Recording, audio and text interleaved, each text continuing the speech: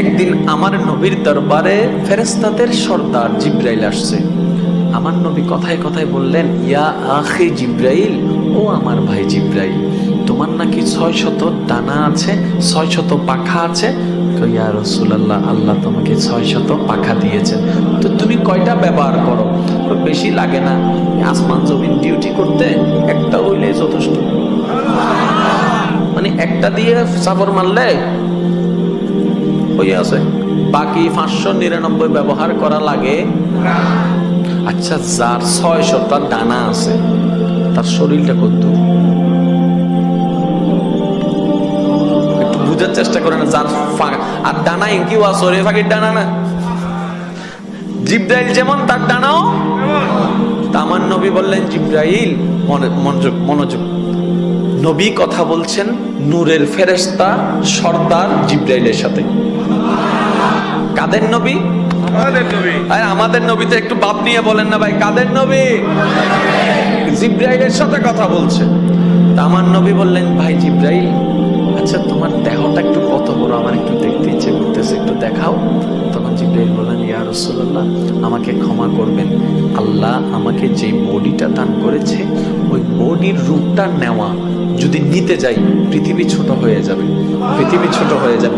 আমি এটা এখানে খুলতে পারবো না, দেখাইতেও পারবো না। এটা যদি আপনি দেখতে চান আপনাকে আমার বাড়িতে যেতে হবে, মানে সিদরাতুল মুনতাহায় যদি যান তখন আমি আমার আসল রূপটা দেখাতে পারবো। এবার তো কথা শেষ। আল্লাহর হুকুম হলো, নবীর মেরাজের টাইম আসলো।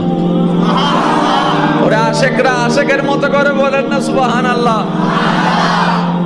আল্লাহর হুকুম হলো, মেরাজের সময় আসলো, জিব্রাইল খাদেম হিসাবে আসলো, বোরাক গাড়ি হয়ে আসলো, নবীর ঊর্ধ্বগমন শুরু হয়ে গেল।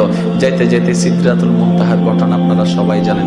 জিব্রাইল গিয়ে থমকে গেল, ইয়া রাসূলুল্লাহ, আমার আর কোনো পারমিশন নাই যাওয়ার, আপনি যান।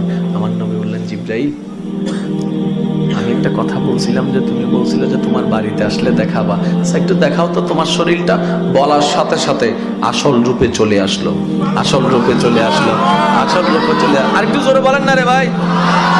আসল রূপে চলে আসলো। জিব্রাইলকে যখন নবীজি মাটিতে বলেছেন, জিব্রাইল বলেছে, আমি এখানে দেখাতে পারবো না ইয়া রাসূলুল্লাহ, আমার বাড়িতে যেতে হবে, আমার দেশে যেতে হবে।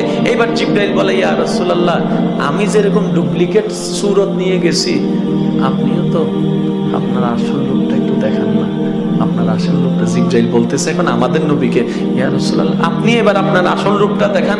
এবার আমার নবী কি বলছেন শুনুন। জিব্রাইল, তুমি যেরকম তোমার আসল রূপটা জমিনে দেখাইতে পারো নাই, তোমার বাড়ি লেগেছে, আমি আমার আসল রূপ দেখাইতে গেলে তোমার বাড়িও কভার হবে না, লামাকানে যাইতে হবে।